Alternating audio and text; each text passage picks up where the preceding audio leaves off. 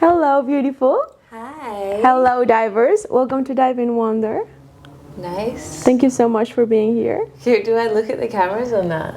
Same question as Cynthia. You can do whatever the hell you want. Hi, Divin. First of all, divers, do not disrespect the divers. Hi, divers. I'm so sorry. Thanks for having me in your ocean. Oh, that's a new thing. Thanks for having me in your ocean. Stop. You can speak to the camera whenever you want to make a joke or whatever. I'll then try the rest, and stay with you. The rest, This is your camera, by the way. Okay, and that's cool. So yeah. We learned that the hard way. Yeah. The first podcast, we were just speaking to the other camera. And then when I was editing, I realized I spoke to the camera. Oh, no, yeah. Anyways, okay, a pro actress. Bit of context, another one of my favorite humans in the world, as you know. Would you like to give us a brief introduction of Olivia, however you want to do that?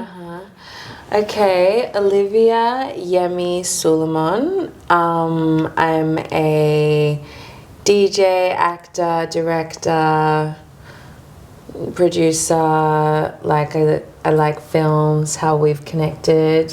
Yes. Yeah. Australian, lived in London for a bit. Yeah. What do you feel like if you would have to go back to childhood to see what would you be able to pick up in young Liv that is now leading to everything you do artistically and stuff? Like, how would we have known? That's such a good question. How would we have known?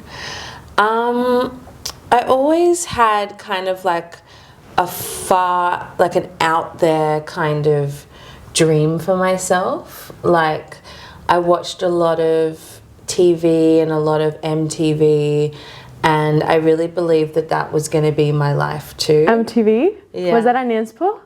Yeah, for sure. I can see that in your posters and everything. For everything, yeah. Like, I love like a punky kind of 90s, early 2000s, like glossy. I like luxury. I like flashiness. I like music videos, like that kind of music video culture. Like, that's how you would find out about music, is you would watch it. And the fashion, just like the coming together of like music, fashion, art, and film. And I guess, I never really saw it as just like a TV show that you consumed for entertainment. I was like, my future is somewhere here, and I need to figure out how I bring it to How to make it? Yeah. Did you have like your family or anyone showing you that, or was it like it was on and you ended up watching it in your corner and getting into it? Yeah, I was an only child, and mum was a hard worker and single parent, and like a bit of a latchkey kid. Like, very hyper independent from a young age.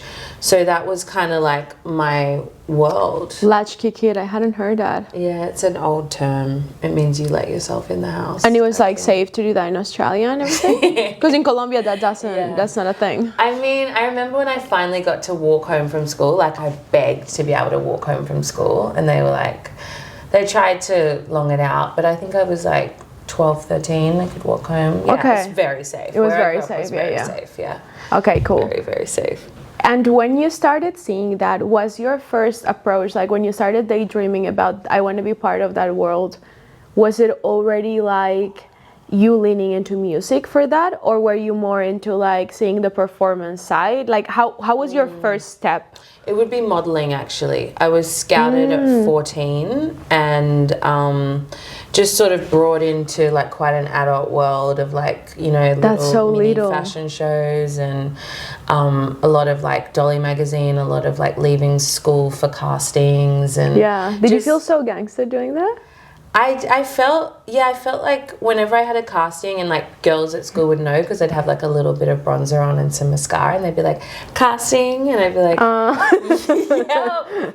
I guess it just helped me feel a little bit special. Like, I just had this little bit of oomph and self-esteem that like I had this other thing going on for me apart from school that like I can imagine, because I felt sick when I was getting taken out to go to a doctor. Yeah. By peasants that have to finish the school day. It's quite special, yeah. That's so cute. Yeah. And did you already like was everyone on board when they scouted you? Was everyone happy for you to start? How was that? Well, Mum had dabbled when I was like 3, 4, 5, 6 with modeling, so it wasn't like that fun. Had dabbled.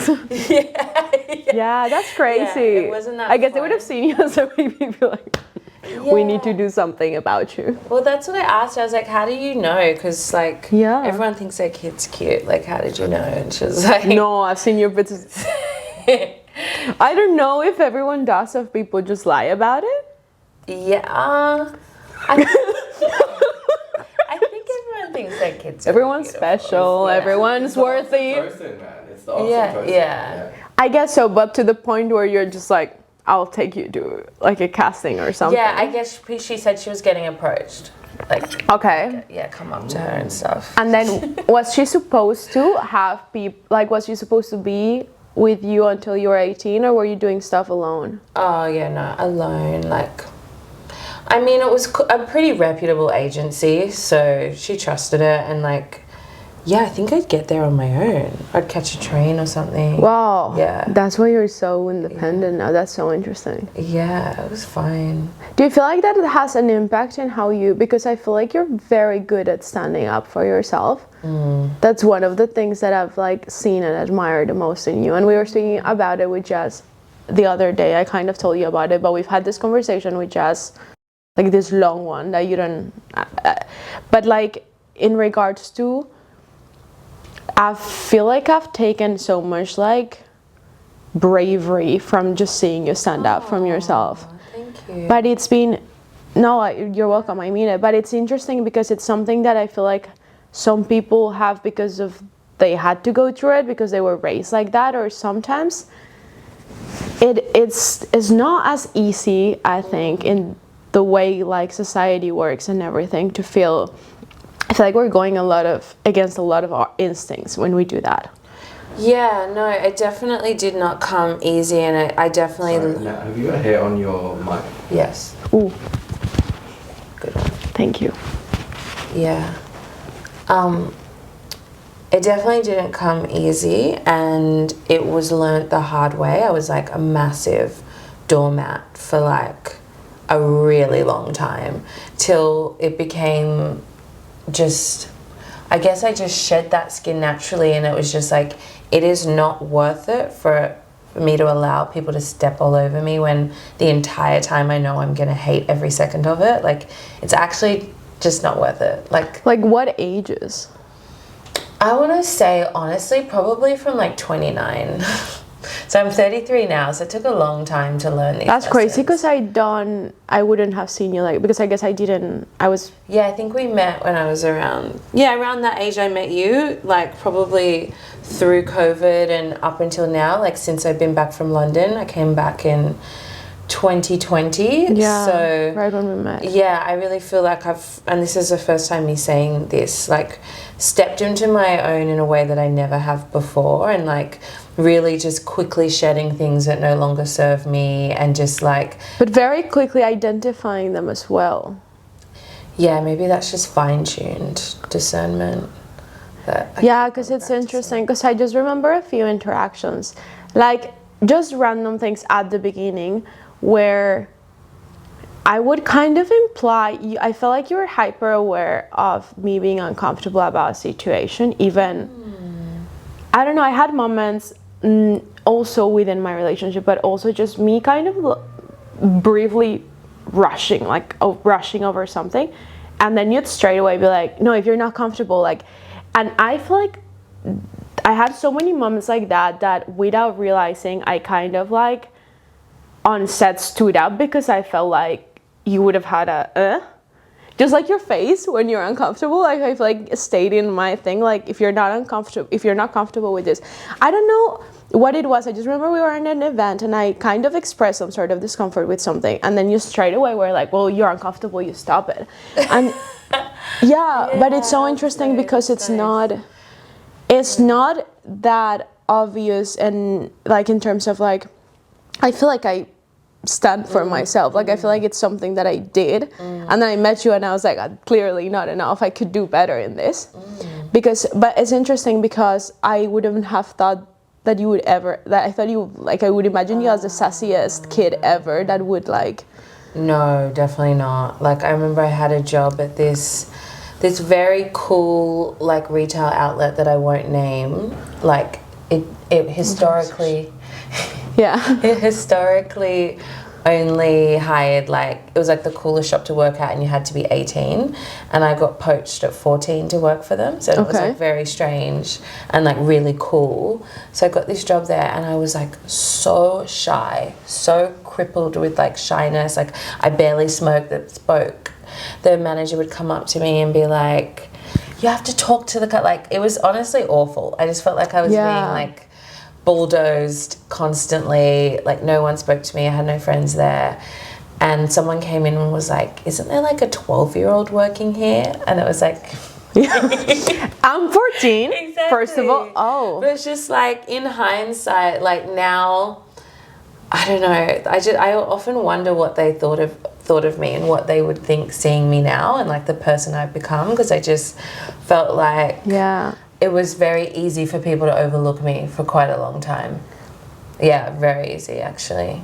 But do you feel it helped, or do you feel it just scared the shit out of you and annoyed you? What, them pushing me and stuff? Talk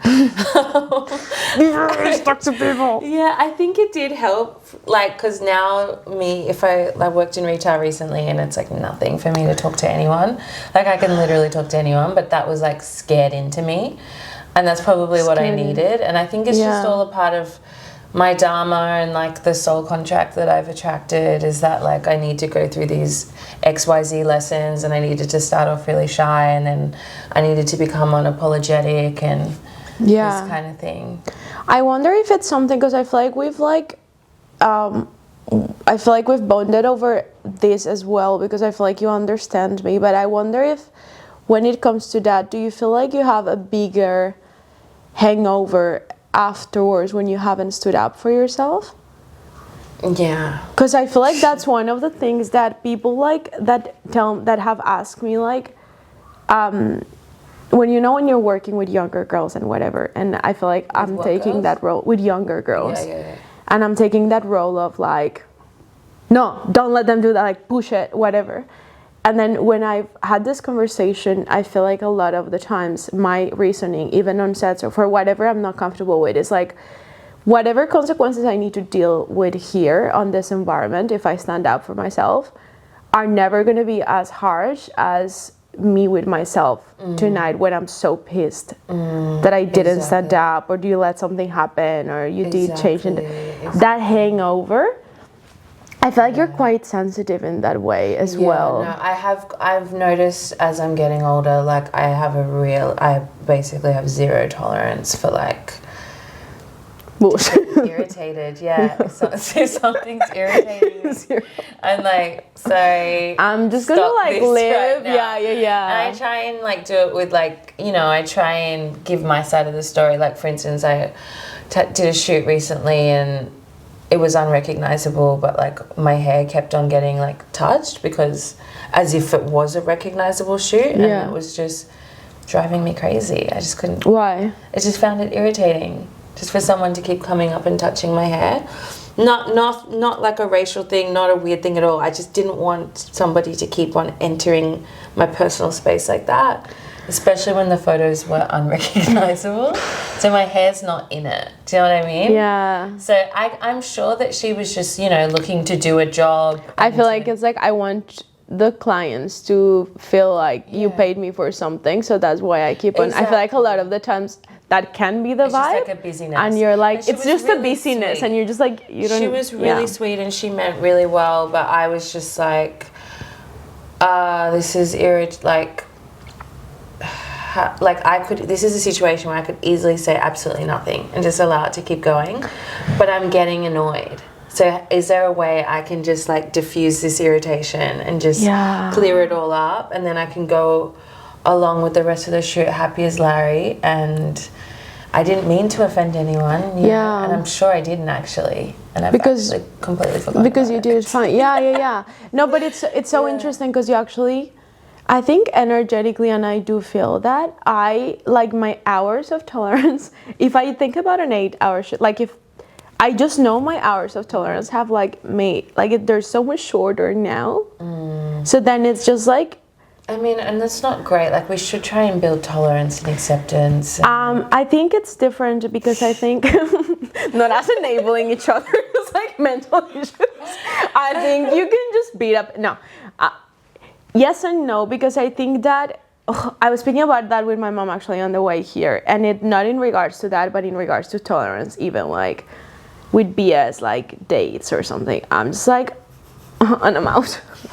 Yeah, like, yeah, you know what I mean? Okay, that's okay. But sure. That's what I'm telling you that, and then I'm realizing like when you go to the other extreme, you're like, do I have no tolerance? But then I think it's bit different when it comes to what you're speaking about, because, and I've been trying to like investigate this subject a lot. Even we watched a film on Sydney Film Festival, Sorry Baby. Did you end up hearing about it? You told me about it. There's an interesting thing that I think is happening when there's entering into your space. I don't know if it's like something, I feel like there's something that spiritually really like unnerves me in a weird way. I don't know if it's some past life trauma or whatever. When it comes to this like behaviors on set that I don't like, that doesn't necessarily, I'm not speaking about necessarily creepy stuff or things like that. But when it's like unwarranted or like done improperly, that you access my bubble. Exactly, and I think that gets, like, we don't actually, we all have personal space and we all go around the world with like a nice amount of personal space, but as talent, your job is to have that invaded. I know. Like, it's, yes. But that's what I mean. Sorry, that's why I think it's interesting, because I think I was very, like, I went through a thing of course, at the beginning, I didn't know anything and I would accept everything in a sense. Like, I would just be like, oh, this is how it's done. So I think that kind of had my tolerance higher. But then I think with time, there's something that is more like... Yeah, and with all the meditation and stuff you do as well, and the awareness that you bring. Yeah, I'm really aware. Yeah, I feel like I've become more aware of how it impacts me, because it's not... And I have the bestest, like, I've worked with like people that I admire so much that do it in a way that just energetically is not invasive. Like, you can be touching up my face and my hair 24/7 and I don't feel. And then there's some people that just a few times and I'm angry. Like, I'm not like annoyed. I get like into an energy that you know. I know exactly what you mean. And I don't know if you know what I mean. I know you know. Yeah. But I just don't know if that's something. That's why I've accepted the lack of patience with that now, even though you need to be able to communicate it well. That's so important, because I don't know if that's some ancestral things that I don't understand. And that's what I've kind of been like, I don't know if, because sometimes my reactions are way too big for what's happening. I just think it's unnatural to have someone invade your space on a regular basis by as a human. I think it's just like animalistically unnatural. And then, and we've gotten used to it. Irritating, Yeah.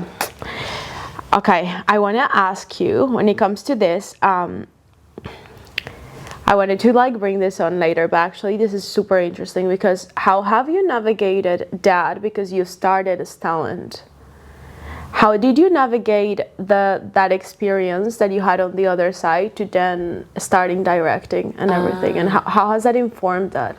Yeah, it's a tricky one, because I feel not as valid because I am talent. I feel like I might not be taken as seriously, and it's kind of like, oh, how cute, like she's having a little go at this. Like, there's a lot of imposter syndrome that I'm and even when I did like quite seriously step away from being talent and go off and work for quite a successful filmmaker in London and LA, I also felt like torn, because I was like, I could be talent and I could be making so much more money than I am now, and am I losing precious time, because I had to kind of like shut off from the world and dive into this other person's project. And you were full in, right? Yeah, and I was 27 and it felt like it was the peak of my life, and it was. But I managed. Yeah, it's hard because there's Okay, sorry, I have to stop you there. What do you mean the peak of your life? Because that triggers me. I mean, it can be. It's your... In hindsight, like if I died tomorrow and someone was reflecting on my life, that was a really Someone amazing or moment. you? Someone and myself. Like either objectively and like subjectively, it was a great time. 27. I was in LA. I'd lost a whole bunch of weight. I was like, I just looked great. I was really doing well, amazingly, in modeling in London. And then I'm working on a BBC film on Tupac and Biggie. Like, that was a good time. So when you say peaking... Yeah, okay. But like... You still No, would... but of course, I've got loads to go. I know what you're saying. I know why you're pulling me up on that. Like, that's... Because I just think it matters to yeah, think in terms about. of my lifetime, I hope that's not the peak. I'm sure, like, what I'm manifesting, they've got some incredible things in the vortex. But, you know, retrospectively, that was good. Okay. And do you feel like it was inferring, like you're speaking about imposter syndrome within having been on the other side, but don't you think also there's some sort of like crazy amount of knowledge that you've collected on how you want it to be directed? Yeah. That you wouldn't definitely. have? Absolutely, absolutely. Yeah, I guess it's just feeling so green on the other side as well. It's hard to Because it is. be confident, yeah, and trust yourself. And yeah, I'm still very much learning, massively learning, and just like understanding the amount of logistics and moving parts that go into creating an image. You know, that's not just like my idea that I thought up, but it's like the lighting and the location and the shot and the lens and the sound and the yeah, there's just so much. And how have you dealt when it comes to that with like, whenever you do like, you collaborate with other artists, which I think like in general you're pretty good at, even for events and everything, you're all the time doing that. It doesn't necessarily, so it's something that you've been doing for ages. How do you like, what's your process to finding people that you're like, this person is aligned with my vision for these? How do you move within that? Yeah, probably just intuitively, to be honest. And sometimes I take risks and I work, you know, like I'm not going to discriminate. Someone wants to help me, yeah, sure, like, oh, let's do it. But also just, yeah, it's hard. I'm lucky that I attract great people. But you do, but how do you think, that's kind of what I'm asking you, like, how do you think that has... How do I do it? Type thing? Yes, I guess I was having a conversation kind of about this with Drew, about him doing, like... Yeah. Because we can speak about attraction because of you're thinking more about the frequency side thing, right? Yeah. But also, don't you think that there's specific things that you do so that that's the case? I think I immerse myself in what I like and I do it pretty doggedly. Like, you know, even meeting you in that acting workshop, like I was doing like really random like workshops that not everyone does. And then, you know, I meet someone like you. That was so And random. it's like, yeah, it's like I think I commit to all of my interests. Like people say, I want a DJ. And it's like, and they've got a controller and they've just like played around on it a couple times. But it's like, you want a DJ, like get the people, get the room, get the, you know, find the location, find the graphic designer, make the poster. What poster do you want? Like, you know, like you want to do the thing, then really do the thing. Like all, like really investigate every part of the thing, not just like. I love that. Just the surface level, you know? It's like, I want to do acting. Okay, what kind of acting? Where in Sydney does acting? Like, where do I meet these people? Like, did it like, just really diving in, and then naturally, like, you just attract like-minded. And it's just like obvious, like, yeah, let's do it, you know? And you feel like you started doing that since you were really tiny? Like, well, just because of a lack of opportunity, like it's not something that I've like enjoyed going out and doing all the things. Like it's just kind of like out of necessity, and then. But it's the greatest skill to develop out of necessity. Yeah, I guess so. Because like, yeah, I do events quite a bit. You're right, like bringing that up, but like I never think of that. I'm never like, that's something I want to be doing. Yeah, but I just see the like- same energy moving, just directed elsewhere, in the sense of like, Yeah. yes, it's great an image and it's different, but I feel like the same base skills that you're having to develop to like assemble a group of people, explain the vision, be able to like, which is another skill in itself, and then get people within that realm. I was like honestly mind blown because we were having this talk with Drew because with the stuff he's shooting and everything, and I saw some of the like raw footage of the beginning. And it's insane because I had him 2 weeks before pitching me this idea. Oh wow, he's brought it to fruition. 2 weeks. This dude has blown my mind with this. But not only he's brought it to fruition, but in a way that I'm like, when he was pitching it to me, I had the image and I loved what he was trying to get. But I also was like, you need a DOP that will do that, and like have they worked in that? And I was like, no, but I trust them. And some of them hadn't done that type of thing. So it's not even basing himself on just, oh, I've seen him do that exact thing. It's like, I know he can get my vision of that. And then I saw what he did with some of the dancer and everything, and I was just like, wow, hats off, because that looks so much better than what you were pitching. Like, and he was like, that, yeah, it looks so much better. But it was so interesting because I was just like, thinking then about you doing that all the time, and I'm like, how I feel like we get blocked so often, and I feel it so much on who will be the right person for these, because there's a lot of amazing artists that just have a different style and a different vision, and you know what I mean? Like, it doesn't mean that someone is good or not that you get another actor, for example. I feel like everything you end up putting out, it's so your vibe. good. Yeah, but I feel like that's so hard to achieve. Like, I feel like that's, you know what I mean? It's hard to achieve. I think we've all got our own vibes. And Yeah, but for it to be aligned every time with different artists, that's what I mean. Okay. If you were working with the same people all the time, that's what I mean when I'm telling you, like, I feel like, yes, and it's an intuitive thing, but is there specifics that you look like for in the people that you work with? like a soul recognition. This is so diamond mother coded. I love it. Soul recognition. Yeah, Okay, honestly, that's it. I'm being honest. I fucking love you being honest. There's nothing else to it. If we just vibe, we vibe, you know? And what I'm working on I don't opening. trust that enough. I need to but yeah. open more, because like I haven't really put anything out in a while, and this is me stepping into putting stuff out again. And my last really big serious project was 5 years ago, and I get a bit like competitive and worried that like my source is just gonna leak out and people aren't gonna know that that's my source, you know. What do you mean your source is going to leak like, out? when I say source, you know how you say like everything you can tell it's yours or something? You Yeah. just said that? Yeah, that's my source.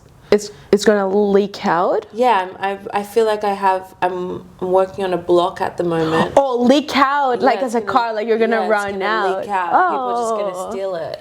So It's never going to, but yeah, I know what you mean. Exactly, it's not going to Yeah. happen, but I just wanted someone under your car. It's a great source to steal, if you're wanting to steal source. No, but like I'm realizing that it cannot be stolen, and it is mine and only mine, and it is there to inspire, you know, like it should be inspiring people. That's what it's and it for. does, and it does, and it's crazy because you don't realize who's watching and who's getting inspired. But it's so interesting to see that, and to see that ability of assembling people around a vision, which I think also takes.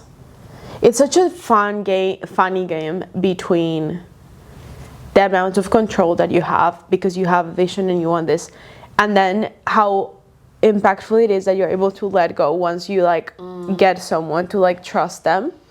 It is hard, yeah. You know what I mean? Yeah. But I think that's when amazing things get done, because that's what I was seeing from the BTS. I was like watching the BTS from Drew, and he kept on screaming, do your thing, do your thing, do your thing.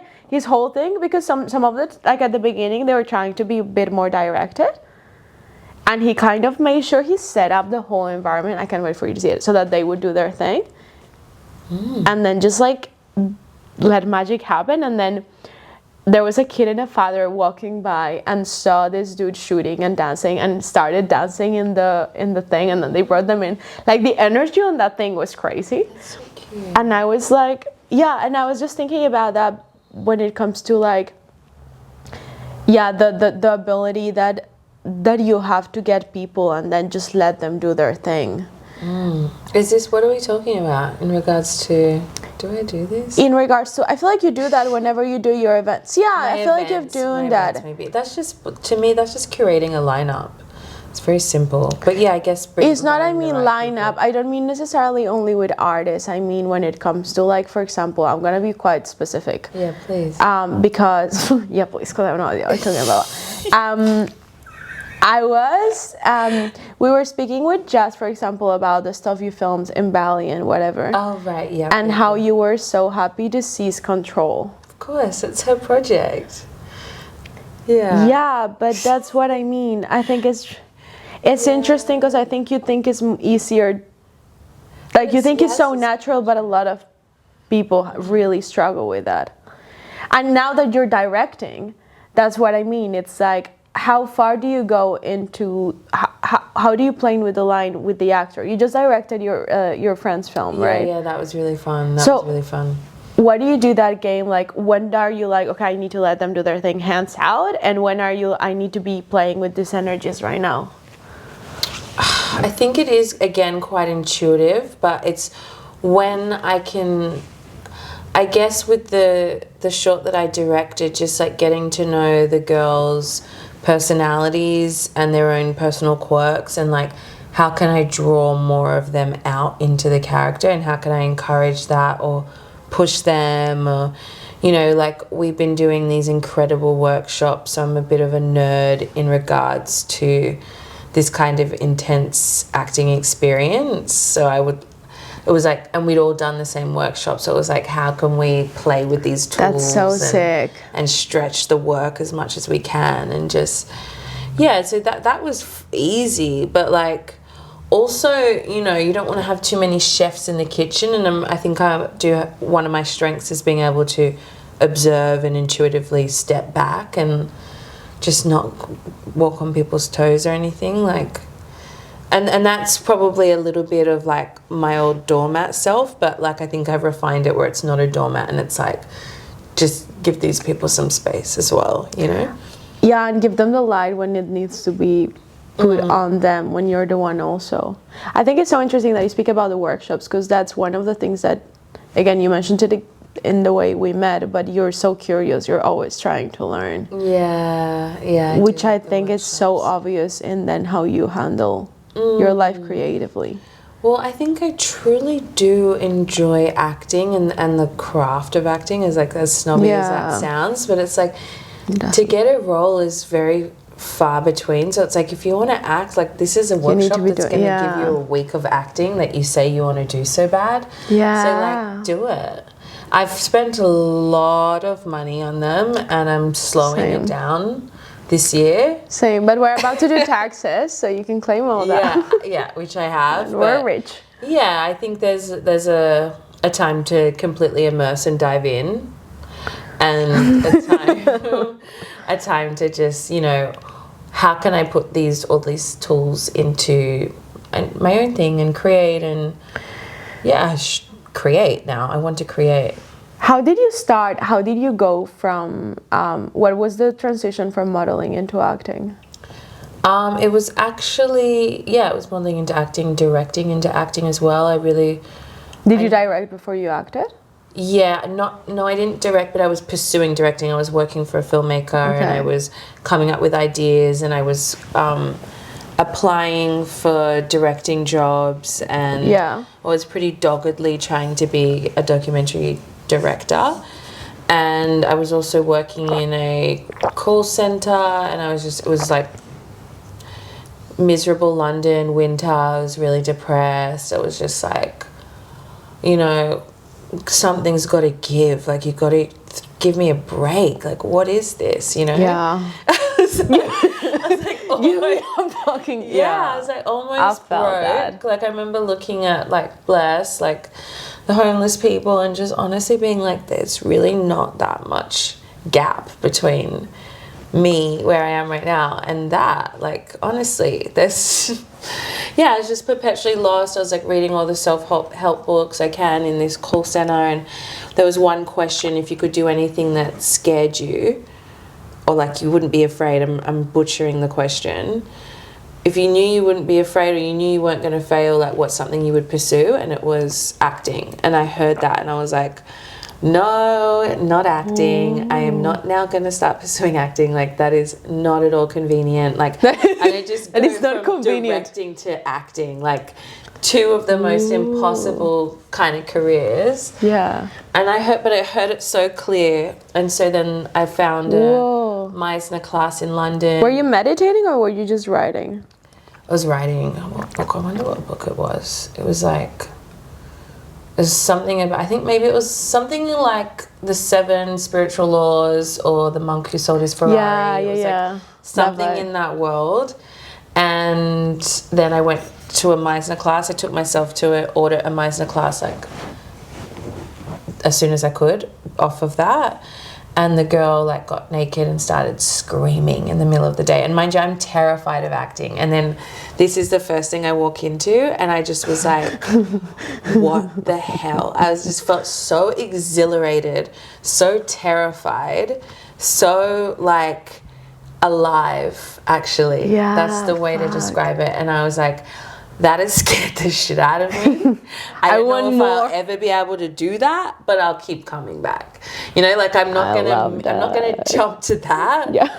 But like I'm gonna keep coming back. Like and I guess I'm into documentary, and just like even just a study of people is like what interests me. And I think like acting is really like a study of human behavior and just using yourself as a vessel to elicit different emotion and like see what happens. And that's cool. And how did you get into documentary? Like, or I just would cold email my favorite directors and intern, and I was really into Vice magazine. Like I was obsessed with Vice. Like that was everything to me, and that kind of vein of work still very much is. And I wonder after my project that I'm about to do now, I might go back into that kind of documentary world, because I'm feeling like a craving for that kind of thing again. And I don't think I know much about Vice. Really?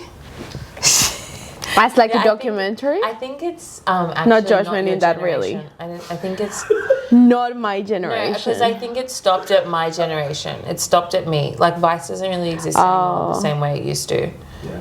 Yeah, okay. You have. Please don't know Vice. Yeah. Okay. It's okay. Yeah, I recognize them now, and you know how you have them in your place, right? And do you have something like that on your wall?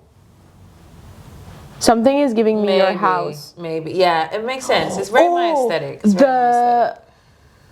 No, I think that was another one, but you have one of the posters that you have now. It's in one of the pictures that like Jasmine took in London. Yeah. And I feel like in your house now that is next to something. Yeah, it's anyways, in my bedroom. whatever. Okay. Yeah. So cute. So I don't remember the past generation, but no, you're okay. No, but it's really I'm not. It's interesting because I'm like really curious when it comes to documentary, because I've like spoken about it a lot with Jess, because we did like the Anthena festival last year and the whole thing. And I was like, it's an interesting fascination that I've gotten now because I'm curious about it, because I have more people around me speaking about documentary, but I didn't have that at all, because my idea of a documentary, which is so bad, I think it was lack of having experienced them as much, but it was always really depressing.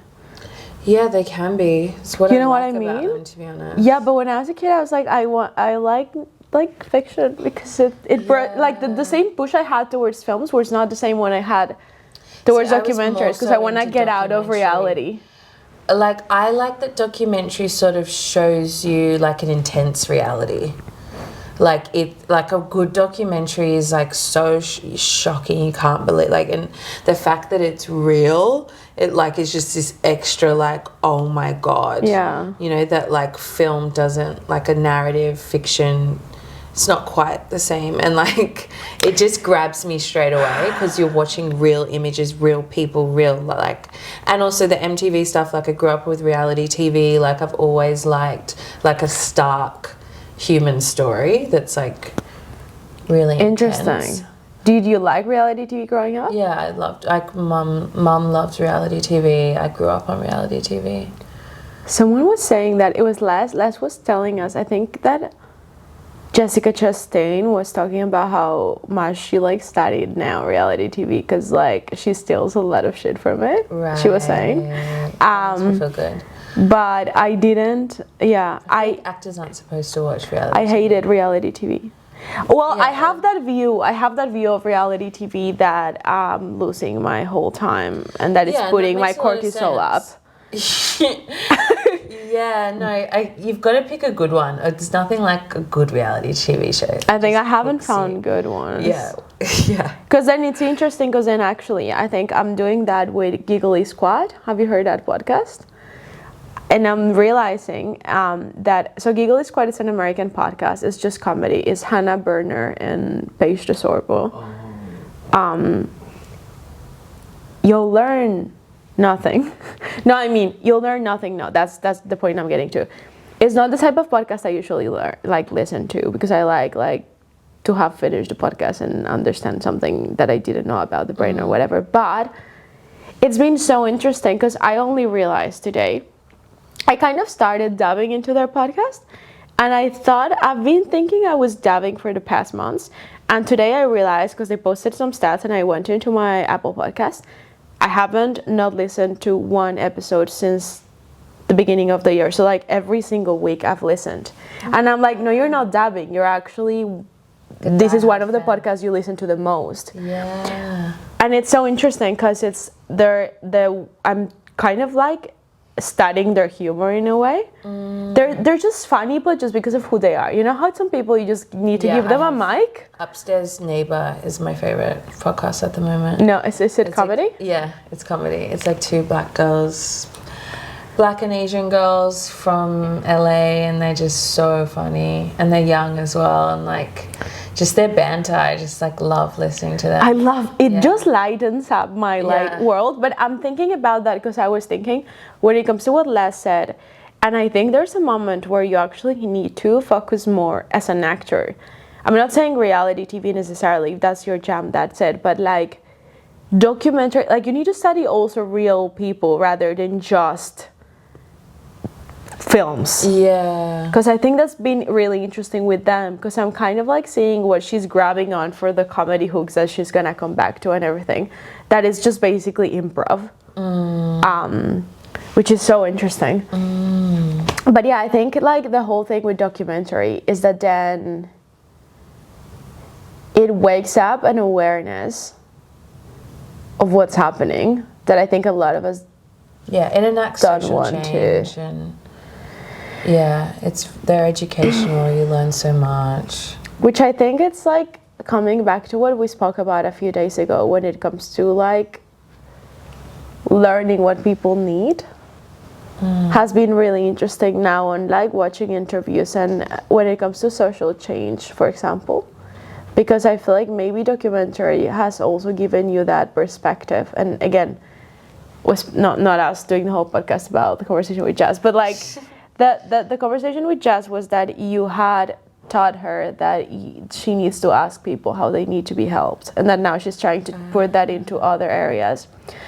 Because I kind of like talked to her when I was in a day that I was really, really vulnerable, going through a lot of shit with everything that's happening with Latinos in the US. I was just not in a good place because I started reading the news and then Instagram is just like, understood that I want to be informed. So like every video I go is like either a raid or like a Palestinian kid getting like, so my Instagram became a bomb. And I was speaking to her that day and then I was just like, I don't really know where the line is with staying informed, because I was on the opposite side of the spectrum where I was like, no news, not anything, up until it got close to home, right? And then you're just like, oh, now this is against my family. Okay, now I need to care. But then it's interesting because then she was telling me that she kind of like was having a lot of thoughts about how she should use her voice and what she should be posting, what she shouldn't, what's unsensitive because she's on holiday, what's not unsensitive. And we're having all these debates. And then she was telling me that in 2020, with like the whole black square and everything, she had a conversation with you. And she was like, and I realized that you need to go to the people that you want to help. Yeah. And be like, how do I want to be helped? And she was like, she gave me so many examples of like, even like the way you spoke about more wanting to change the narrative around things rather than just like, it's not going to help much that you post a black square, but she was really hanging on to the example that you were like telling her something about the color grade in Rosalia's and Taming. Yeah. They wanted it warmer, not. Yeah. And she was like, that really stuck with me because now I feel like I want to go and ask people, how do you want your story to be told? And how you want narrative. And I think that's really interesting because I think maybe that sensitivity that you're both having is also from documentary, from going to the real. Yeah, it's interesting. I think like Black Lives Matter is quite a specific example. And it was just such a confusing time because the activism felt so performative, and whenever there's an explosion of online activism, it can't help but feel performative. Yeah. And just the way that I'm set up, I really don't want to perform activism. It has to be like, for me, like I actually go and do it, not like and what's going and doing it for you? Like finding the right charities and like donating money to them directly, and keeping myself informed and keeping abreast of information. And I don't really like to be inflammatory with anything, and like, yeah, I don't want to preach to people how they should do things. Inflammatory is a great word. Yeah, I don't like to be inflammatory about things that I don't know about properly. Inflammatory is an epic word because you're speaking about inflammation. And my mom was kind of talking to me about that because I had this week where I just, not only was the worst energy to be around, truly, because I was angry, inflamed the whole day and depressed. And everything I wanted to post was just paragraphs of anger and I cannot believe this is happening and whatever. And people that are closer to it right now, that are going through it within my circle, are telling me it's not really helping. No. Because it helps us more that you're showing like your light and your beautiful things and yourself rather than an offense. I think creating offense and causing offense to whoever is not helpful. Like my mum at the moment is going through something, and she was like, you know, being frustrated and talking about how someone had wronged her, and I just was like, I just don't think it's helpful to be offended at this moment. You know, like it was. Oh, being offended rather. Yeah, like being offended and angry and all of that. Like I think somatically there's a time and place for it. Like it needs to work through your system, and you need to expel it and embrace it and allow it to move through you. But I just think creating like portals and vacuums of hatred is it's crazy, and it's such a weird, heavy, addictive energy. Bad energy, actually. Yeah, it's a really bad energy, but it also it's addictive in the way that it swallows you. Because then I realized during the day I was angry at this, but then I would just be angry and inflammatory about everything and anything else that would happen, and then I would be so much more opinionated over other shit throughout the day, just because I wasn't that thing. So I think inflammation is a really interesting thing because when you're inflamed, when your body is inflamed, everything reacts more throughout the system. At the Black Lives Matter rally, there was a chant, and it was "Our lives don't matter," and I understand. There was a what? The chant was "Our lives don't matter," Oh. and I know that like why they were saying that chant, because that's how they felt. But I just thought it was a terrible thing to be Words making have so a much mantra. power. Yeah. Yeah, and I know that like retrospectively, if that's even the right word, like the civil rights rallies were really empowering and like a place to be celebrated and yeah, have alignment and be empowered. And some like, I definitely believe in protesting, absolutely, but I think we just need to be quite careful of our intention and just being careful with what we're amplifying. What we're amplifying. Yeah. I love the words you're using. I feel like every word is it's like just throwing me into a whole thing, like interdimensional amplifying. Because yeah, it's that, but I think it's also a lot of what it brought up in me this time that, okay, I've come down and I took a different approach over the past days because I was like, that's not how, and I'm gonna literally be in like a mental place in 2 months if I keep on going on that line. Drew also blew my mind with that. We spoke about it with like the fact that he had his activism time when he was in London, and then he talked to me about how he's never been less helpful, never been less depressed. I'm not talking anything about negative about activism. I mean more the way, the approach. Put a big fat stamp. Then you are not. Yeah, we back everything about activism. It's actual real change activism rather than me posting angry rants at 8 a.m. Exactly. Very different line. Exactly. But he was talking to me about when he was in an energy where he felt like he was not being useful, he was just being angry at everything and anything, and how people around him took their lives and whatever, and how it didn't help, rather than the approach he's having now of trying to enter the systems and changing them from the inside and getting people up from within. Exactly. Which is such a different approach. Takes you more time and energy because it actually does something rather than just posting something and being like, I'm done with this. Yeah. But I think a lot of what it creates echo chambers as well. What?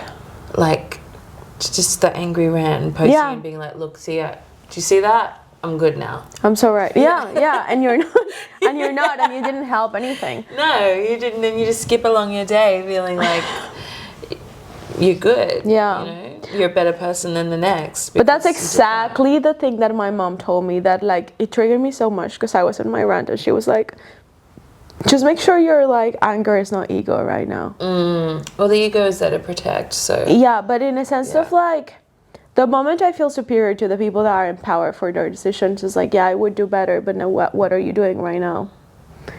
And I don't know, it was a whole thing because for me what did woken up this time, so I was like curious about your thoughts on this. It's the first time I felt it like that clearly. I know of like had these feelings sometimes with some reactions, but I feel like the persecution right now is kind of like put up a mirror towards like some internalized racism that I have that I kind of didn't realize, in a sense of like, I don't know, I just realized that I also have a lot of feelings towards my passport and towards like feeling out of place elsewhere, and getting someone put in your face like, yeah, actually we're gonna chase you down and put you in little jails, get out and whatever. Kind of like started this whole thing about, yeah, but it's not okay. But then in the way I'm relating with people, I also feel like I've of course evolved after the years, and now I'm getting closer, and now I'm consuming so much like so much Hispanic art and whatever. I was literally like listening to zero Spanish music for my first year since I left. Well, I think our relationships with our identity are complex, and like, you know, the Latina experience is not a monolithic experience. Like if you want to like you know, be quirky you in Australia that's like not plugged in, and you know, you're still very young. Like, how incredible and exciting that you have this wealth of culture to dip into and to learn more about. For sure. And to marry that with your experiences outside of the culture as well. Like, for sure. Yes, I agree, and I love all the other sides, but I do have, and I think I told you that after like last time in Spain, I do feel like there's been some weird pull over the past maybe like year and a half or 2 years that is pulling me back, and I see it in what I'm consuming, and I'm feeling cold to that side. But it's been so interesting to see my gut reaction to what's happening now, and feeling like what part of it is it anger towards me, and even just because at the same time, I don't know, energetically at the same time as this is all happening, the political situation went bananas in Colombia. And the person who's in power, who it's just doing a lot of really dangerous things, and everyone's like, oh, Colombia's going into the dictatorship and whatever. And during that whole thing, I was just like, this was happening, I was posting my angry rants, but I didn't vote. Yeah, you said that, yeah. You know what I mean? And it was like at the same time happening, and then it was like, I feel like I was putting my anger a lot towards what's happening, It's but such a lot of it. poignant point. Yeah, because it just feels like... It's like your actual moment to enact change, and like, yeah, I think it's like you're not alone in what you've just uncovered, you know, like that's the problem, right? It's a problem, but then it's like, where do we start? And that's the thing, like, how do you, and I guess we do it through our art, and we do it through the ways we can add added value, which is what Jasmine was telling me when it comes to inclusion and stuff. But then, yeah, I think it's interesting to then, I don't really know how to, like, have you felt any sort of internalized? Yeah, absolutely. How do you deal with it? Like, when I was living in New York, I felt flooded with internalized racism, and just seeing the wealth disparity between the African Americans and the white people, and living in deep Brooklyn, like ungentrified Bed-Stuy. It's probably been gentrified where I was now, but I was like edge of Broadway Junction in East New York, and I think East New York's like, it's got quite a high murder rate. okay. So it was like, it was terrifying, and just being like afraid of my own people was horrifying as well. And to know that, you know, the way that I was afraid, some of the white ladies may have been afraid of me, and that was really disorientating as well. And just, you know, I was working in high-end retail in Soho, and you know, the doorman was black, and like all of the people in service were black, and just, you know, asking where they were from, and them not knowing which part of Africa they were from because of slavery, and just like, you know, I hear about slavery here, I read Roots, or I watch 12 Years a Slave, and it's all very like far away, you know, but then when you meet someone and that's like straight up their ancestry, and they're looking at you like, what do you mean, where am I from? I'm from where I said. And it's like, damn, like you actually like taken here, and like, it's crazy, you know, like it's just that type of atrocity is like in front of you. And it was really hard to digest, and Get Out had just come out, so I just watched Get Out, and I was like crying every single day for like a week after I saw Get Out. Yeah, Get Out fucks you up. Yeah, because I was like, this is how I feel in that store, you know? Yeah. And do you feel like was it influencing the way you would behave? I was depressed. I was crying a lot. Yeah, you were depressed. No, I agree. Like, I agree. It's not like I agree. I understand. It was very physical. It was like I'd had a nervous breakdown. Like I wasn't like functioning properly. But do you feel like part of you was also behaving in ways that if you felt like, would your behavior change if you were around one of the white ladies that you're talking about, and you feel like she would be threatened by you? Would you behave differently? Like, was there... No, it wasn't a behavior. It was just like a self-esteem sadness that, like, you know, maybe I am going to be like the statistics of like black people in the world, and like maybe I wasn't gonna have like a better life, and you know, I couldn't afford being in a different part of the city that like I didn't get to be like some of the girls I worked with, and like, you know, in a lush apartment because like my dad pays for it. Like I had to be like bordering East New York, like like in hindsight it's the coolest thing ever. Yeah. Like, I rep it really hard. I rep it. But at the time I was like, and I use it all the time. yeah, at the time I was like, well, I don't want this, you know? Yeah, but that's so crazy because I think that's a bit what I felt the first times in LA, and the guttural reaction towards being around Latinos was because I was like, I'm gonna end up like this, and I was seeing a lot of struggle. Yeah, exactly. And you know what I mean? And it hits different when I'm still empathetic, and I don't want people to be in a bad situation, but if I see like a Japanese or Chinese person like in a struggle, I'm gonna empathize in a different way. It's not gonna scare me. I'm not gonna want to look at them in the same way that it hits me when it's totally. like I just feel like you're threatening. I don't know, something makes me really uncomfortable. And then last time that I was like, oh no, I could live here, and I saw a different thing, I spent most of the time with Aussies in LA, and I think I told you, and that's when I was like, oh, okay, you can also be hiking here, and you can also be and you can also have this lifestyle, and it's not just people really struggling. Totally. But yeah, it's so interesting because then I've realized this year with stuff, when I keep on trying, like some of the women I'm admiring a lot, and I'm like listening to this interview of like Carol G with Zing Lu, and it's a lot of the times is some of the music and the people that I like consciously or unconsciously was rejecting for a lot of the time.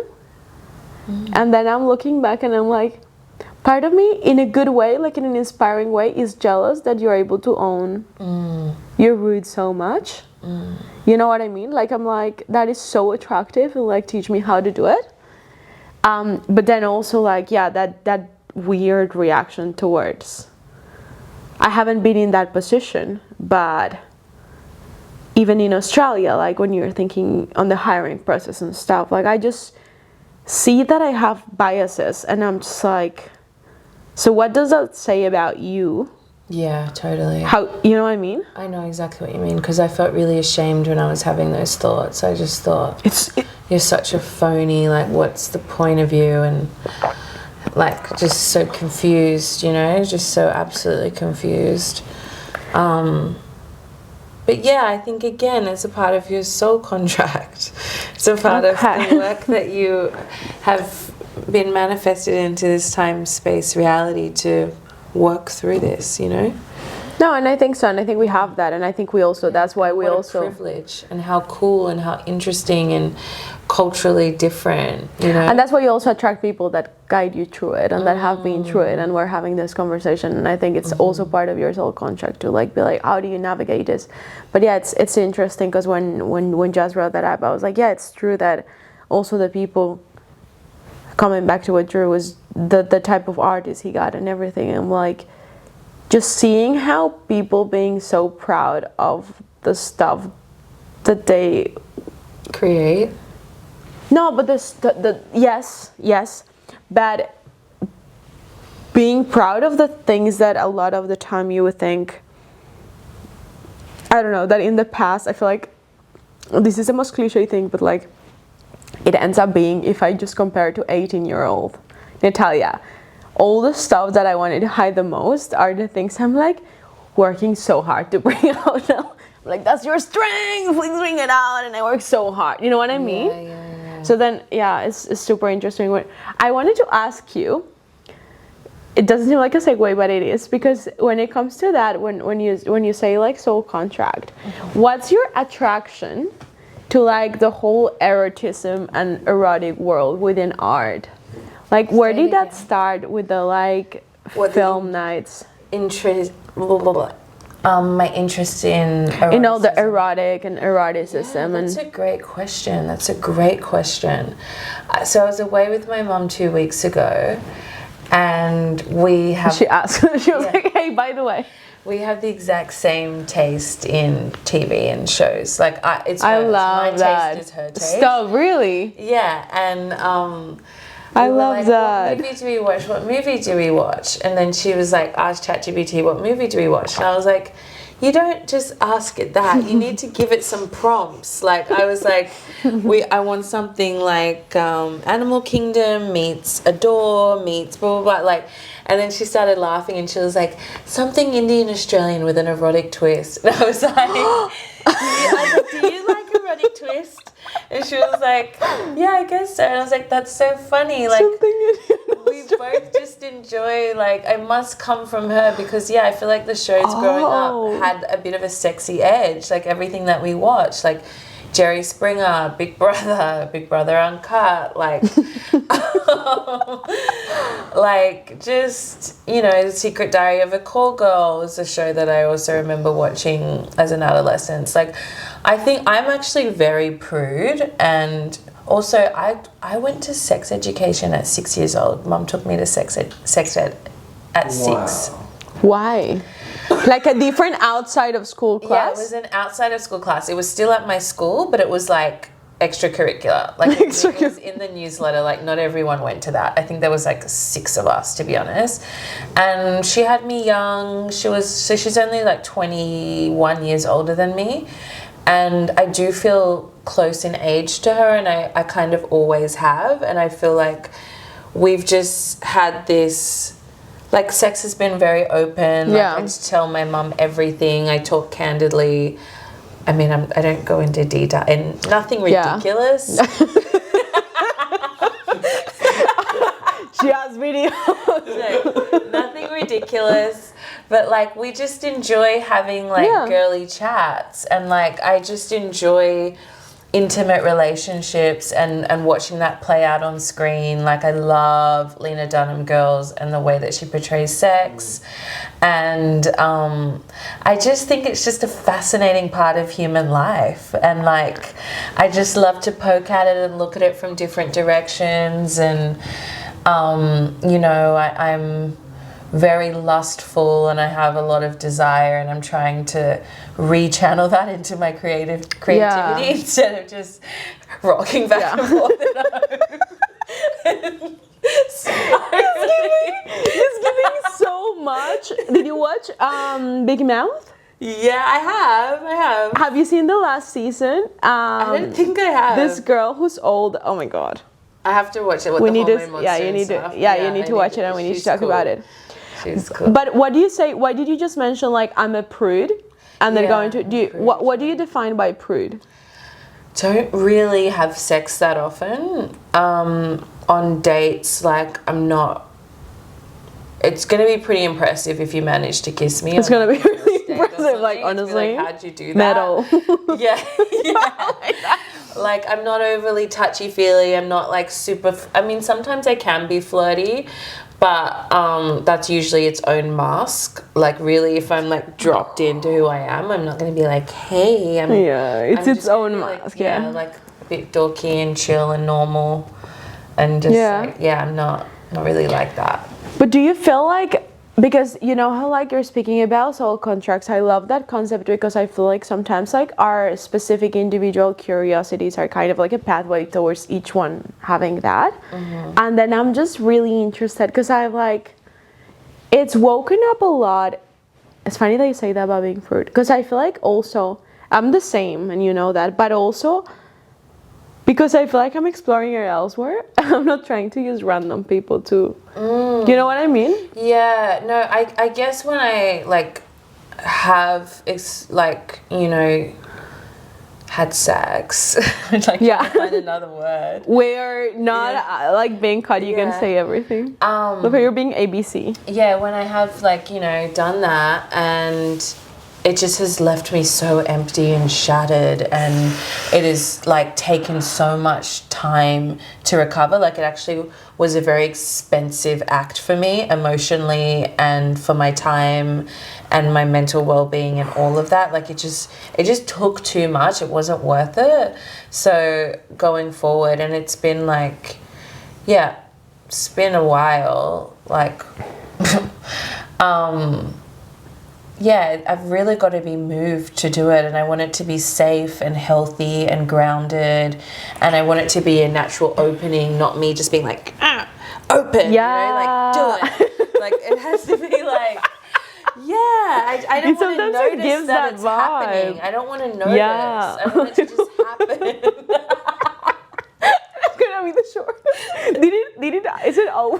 Did it happen? Literally. No. I don't want to force it anymore, and I think there's a lot of pressure from like the media we consume and dating culture that you just like DTF, and if you're not, you're a weirdo, and like we've hit the 4th date, like what's going on? Like, are we kissing? Are we sleeping together? Are we like touching some kind of base? Like, there's just these benchmarks that just like shouldn't be there. Like I've succumbed to that pressure so many times and just been left feeling like, can you go?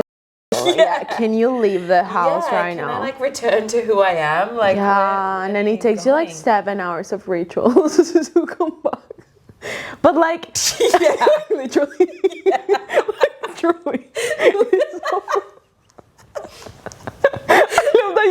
Yeah, that's kind of what I'm talking about with the time, how much time it cost me. I'm like, great. It's not the sex, it's the recovery afterwards.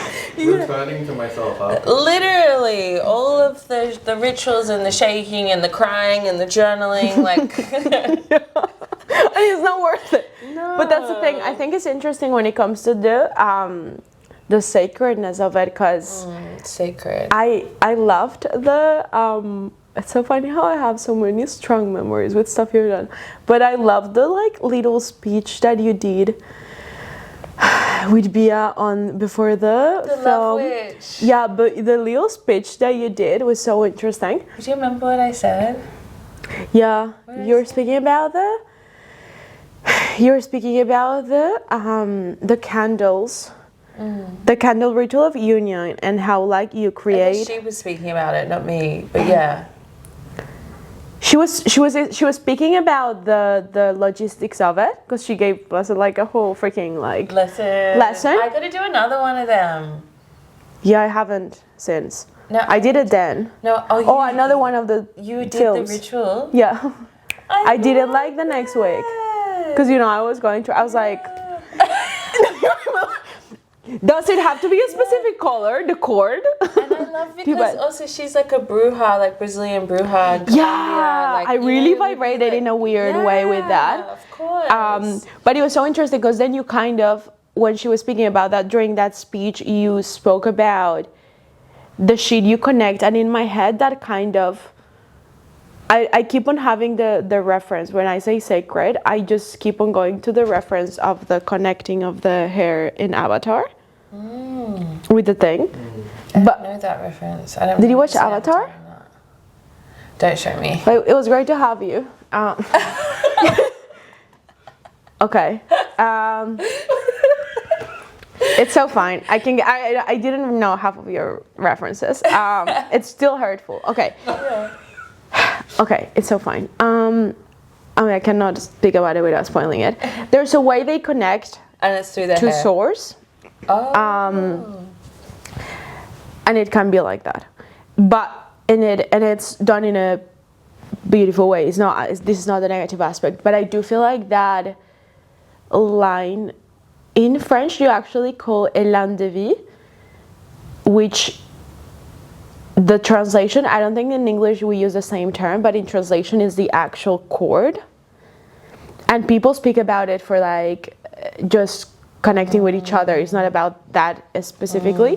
But cord cutting, cord ties. Yeah, totally. I feel like the word cord. Yeah, cord is a good word. Cord is a good word, and I feel like the way I started seeing sexual interactions is like I'm doing a cord connection with an energy that I need to have studied a lot before. Yeah, that's so true. A cord connection.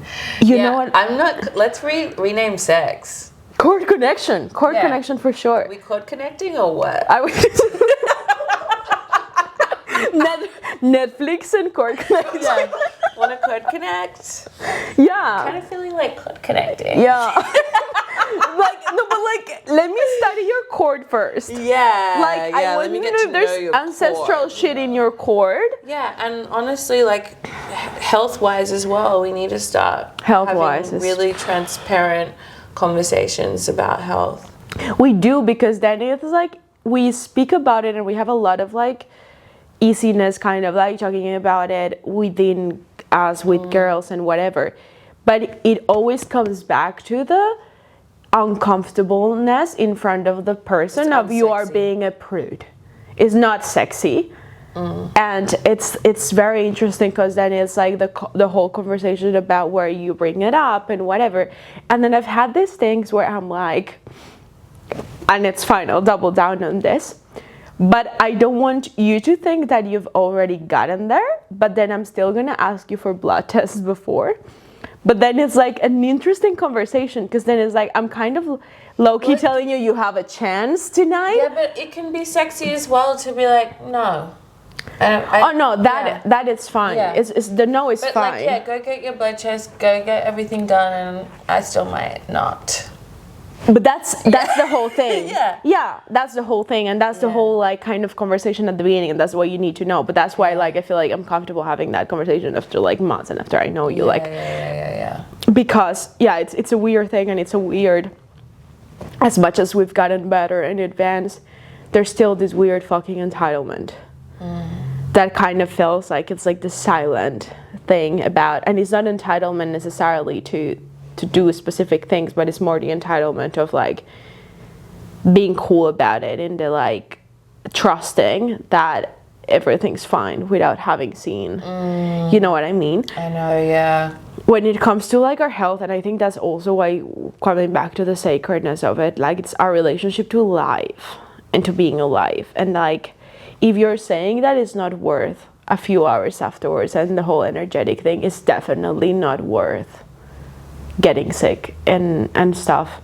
And it's a conversation I've been having a lot over the past 10 months with that, because when I brought it up and spoke about some things with my friends, a lot of friends told me things they never told me because they never came up in conversations. But I'm just like, there's a really crazy energetic toll that comes with STDs as well, and that comes with that whole world. Yeah, not just the stigma with other people, but there's a lot of like things that come with, like, I feel like self-betrayal when you allow some boundaries to be closed at a moment because it's so fast and whatever. And then you end up carrying it for a really long time, and then it becomes how do I retrain my body to trust? And that was why I thought this girl did it so freaking brilliantly in her film. The way she was dealing with that subject was so brilliant, because she was speaking about how like that betrayal and that energetic moment could be so short as well. And we're always portraying it in films like this love, like massive, big, crazy scenes where it is like crazy rape scene, someone takes someone, it's like aggressive and massive. But she kind of like made it much smoother into that it can be like 3 non-consensual seconds that can have a big impact in a lot of like in your connection to yourself, in your trust to yourself, because you already betrayed your body because you let that happen, and then we blame ourselves because we're great at that. But it's really interesting because I think, you've had a curiosity opening up those spaces and those conversations, and now the short is touching on that as well. So I see a line of one, I don't know, I'm not gonna say it's one of your callings in life, but I do think it's interesting that you have. I think so too, because I really I'm exploring sex in my short film, and I don't really want to, and I say that like in terms of I love the subject of it, but I'm like, why do you have to make a short that's got sex in it? Because I'm going to be in it. But again, like it's my dharma, you know? That's what I think was stronger than your dharma was. Because it was not an acting decision. It was like, this needs to be talked about. And you're like, oh, fuck, I'm the actor. Exactly. But I've just had a really interesting time the past 5 years with my being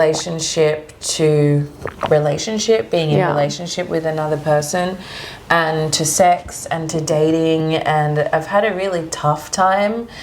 And I just feel like I'm ready to give birth to my experiences, and I do that through this project. I'm hoping that after I've shot it, I'm going to have this lightness, and I'm going to be able to move on. I'm going to move into my next chapter. Oh, like you're doing some energetic birth. I think so, yeah. I think so. I love that. I love that this is caught on camera that you just said that. Yeah. Wow, okay.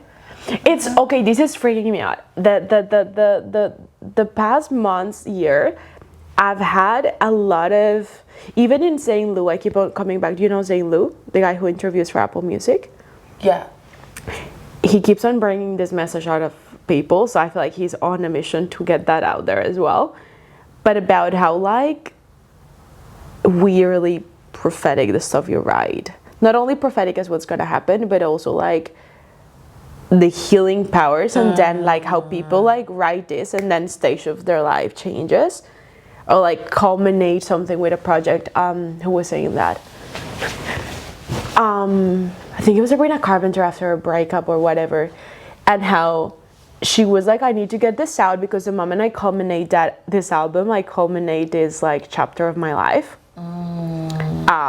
And that she was just in a coffee in the middle of France and wrote the last song of that, and she just was like, and he kind of, when he was interviewing her about, because I'm a crazy fan and I listen to most of his interviews, I can see how he brings back subjects into people to see how they think about it, not because he's trying to get people to say what he thinks, but because a lot of people have these patterns of doing that within their art and their music.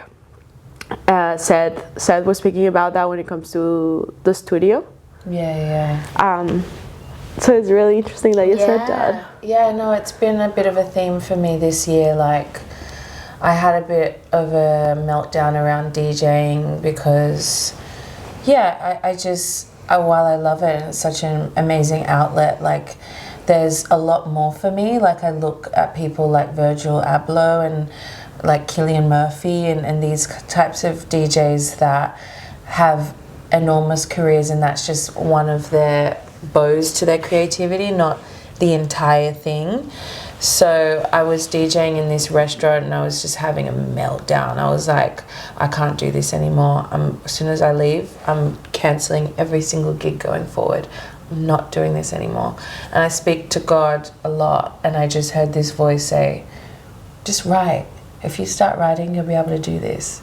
Like, it's just, you just have to write and you have to create, and then you can keep doing this. But if this is all you're doing, you can't do this, you know? And then I was like, okay, fine. And I do a manifestation menu every single day. I do my 3 pages journaling. I do 1 page of I am afraid, everything I'm afraid of. And then I give that to God and ask God to direct me to who to be of service to today, and just wipe that from me. 1 page of gratitude, thank you, and then the manifestation menu is thank you for thank you like it's already happened, like thank you that I felt peace today, thank you that I worked on my short daily, film. so at the end of the day, every single day, morning or evening. It's you're doing it in the evening, but you're saying thank you as if it's done by the end of the day. Okay, I'm doing it in the morning and I'm saying thank you like it's done by the end of the day. Okay. And then every day I look at the page before and I see which manifestations actually happened. Yeah. And it's always like, there's always something on there that happened, but it's a surprise. And every day since I had that epiphany, it's been like, thank you that I worked on my short film. Thank you that I have a powerhouse producer. Thank you that people are excited to work on my project. Thank you that I'm focused. Thank you that I can concentrate. Thank you that I'm clear-headed. You know, like, and these types of things to just keep it alive. You know? This is blowing my mind, the fact that you had that, with like the message of if you're right, you can keep on doing that, because I felt that about doing other jobs. And then when you get taken away because there's time consuming and because you also need to put energy, and something inside you feels like it's gonna die or start screaming like, what are you doing? And you're like, well, I'm supposed to leave somehow, but it's not about one or the other. It's like, don't stop doing the other thing, otherwise I'll crack. My aunt had that, and it's so interesting because she didn't listen to her. She's getting better at it, but she didn't listen to herself. she's a writer, you know. Yeah, she had this, and I could hear her. You know how it's so much easier to recognize patterns in people that are not you, because you're not with the whole fear, like dirtiness. But it's so interesting because she kept on going on that, and she just dropped her project. So she was like a full-time writer for all this time, like writing for this series in Colombia and whatever. And then when she went to Spain, she kind of at the beginning, it was the exciting moment of like, okay, she finished this like Fox series and whatever. So then she was like, I don't have any like outside things pulling me, so I can focus on the film that she was writing. She writes horror. She's absolutely crazy. Love you. But then she just got this other job and started teaching, and she got this job on, which was kind of like writing but a different way. She was working for someone doing the poops and whatever. It was just this job that she could do from home, and she was like, the first beginning of that, she was like, it's good because I'm in Spain and it's going to be good for the beginning, but then I can keep on writing. Then she literally told me like 6 months afterwards, she's like, I haven't put one word in my thing, but I will. And she kept on doing that, and she literally was not touching any of her things. But she kept on mentioning to me. I think I was the only person, because I have a really interesting relationship with my aunt since I'm a kid. So she just mentioned it in the conversation, and I was like, oh, pushing her, the thing you do.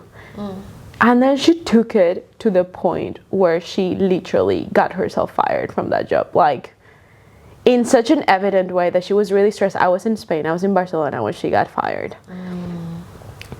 And of course she was really stressed, because getting fired is never a good situation, because you economically and whatever is not good. Also, more than economically, your ego doesn't love getting fired and stuff. So, but I was like, it was literally like painted for me so clearly since like 2 years ago. I was like, the universe was like, well, fucking, I'm gonna fucking fire you. Yeah. This woman, 3 weeks later, happiest human in the whole existence writing. Like, she just got an unblock, and she was just like, and it's a thing where I'm like, I don't think it would have been one or the other, but if you don't do it, something external is gonna end up. Yeah, that's something in some of the teachings I listen to as well. Like, you know, if God tells you to do something and you kind of half-ass it, like say God says, I want you to be a writer, and you're like, okay, I'll be a writer, but I'm just going to get this. I did this. I was like, okay, fine, I'll be a writer, but I'm just going to get this retail job because I can't just be a writer, you know, like I'm going to need to. But it's like, no, and then I didn't write. I got the retail job and I never wrote. And then I quit the retail job and I finally started writing. Like, it's the same thing. And like, also there's this other thing that writing is a muse that visits you. It's not you. It's like a spirit that comes to you.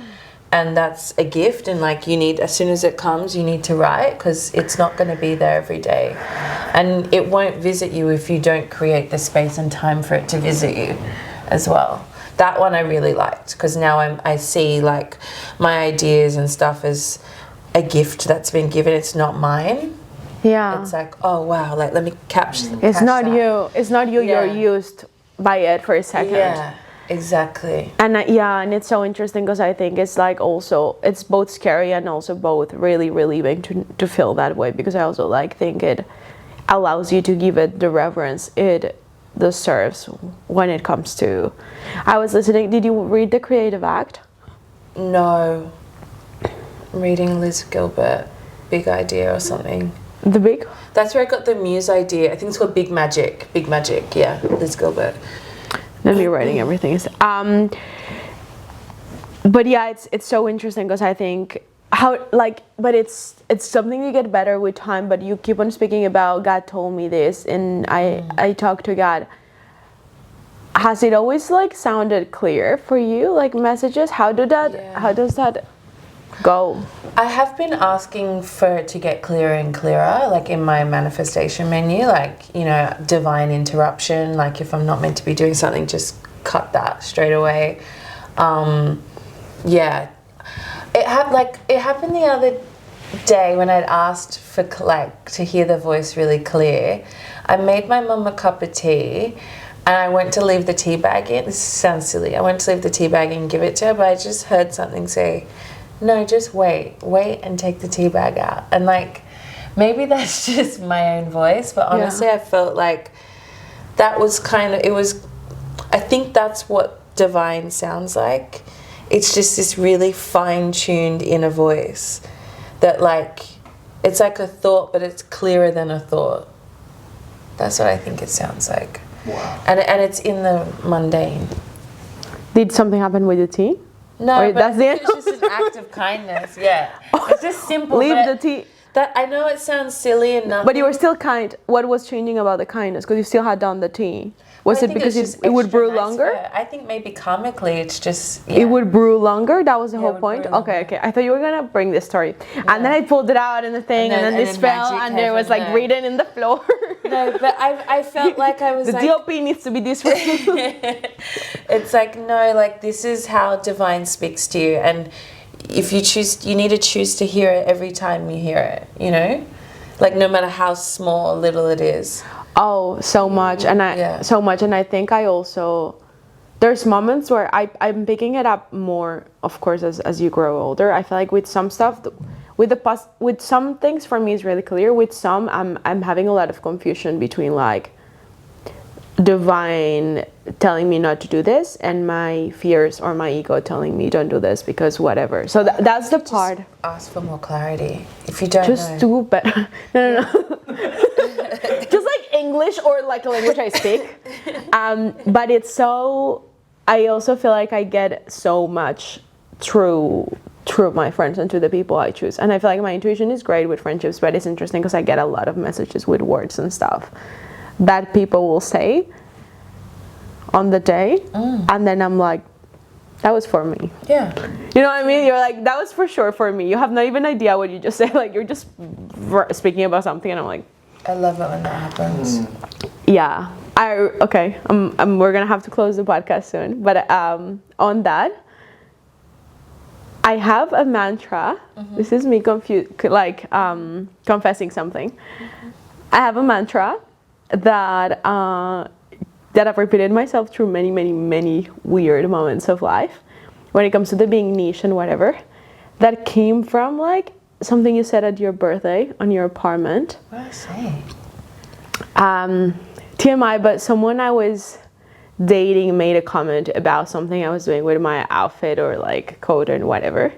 You stand up and you're like, can you just let her? She's like a character. And like just made that statement, and Jazz just laughed. And I was like, slay, yeah.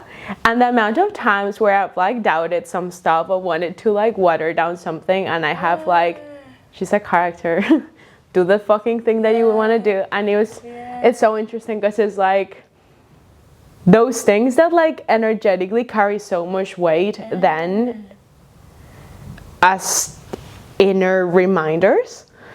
So thank you so much for that. I'm really glad to hear that. And thank you so much for this and for everything you do. And you inspire me so freaking much. And you too, me. Love you so much. Is there anything else that you didn't get to say that you would like to say? You said it all. I said it all. Can't wait to see the short. We'll be sharing it. Yeah. No pressure. And we need to go find the actor now. Yeah, please. Epic. Okay, cool. Bye, divers. Bye, Merci. divers. Good diving into water. Thank you.